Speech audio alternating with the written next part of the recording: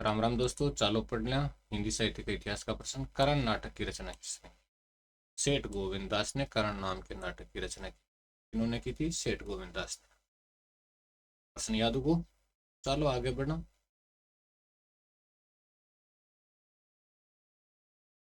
विद्यापति की रचना कीर्ति लता और विद्यापति की रचना कीर्ति लता और कीर्ति पताका की भाषा कौन सी है? कीर्ति लता और कीर्ति पताका की भाषा कौन सी है?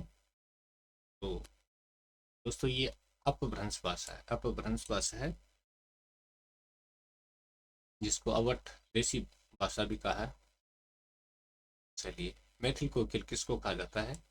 विद्यापति को मैथिल कोकिल कहा जाता है। मैथिल कोकिल किसको कहा जाता है? विद्यापति को कहा जाता है मैथिल कोकिल।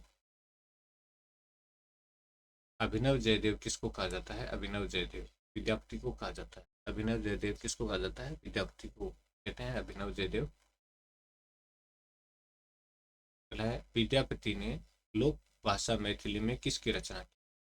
लोक भाषा मैथिली है उसमें किसकी रचना की थी? पदावली की रचना की थी। विद्यापति की पदावली बहुत ही प्रसिद्ध रचना है। चलो, कवि प्रिया की रचना किसने की थी? केशवदास ने की थी कवि प्रिया की रचना, केशवदास ने। और रसिकानंद किसकी रचना है? ग्वाल कवि की रचना है रसिकानंद ग्वाल कवि की। देवचरित्र आचार्य देव की रचना का नाम है देवचरित्र। षड वर्णन ये ग्वाल कवि की रचना है। षड वर्णन ग्वाल कवि की रचना। दृग शतक रचना के रचनाकार ग्वाल कवि हैं। दृग शतक रचना के रचनाकार।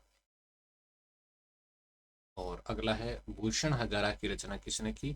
तो वीरस के कवि भूषण ने इसकी रचना की थी, भूषण हजारा की।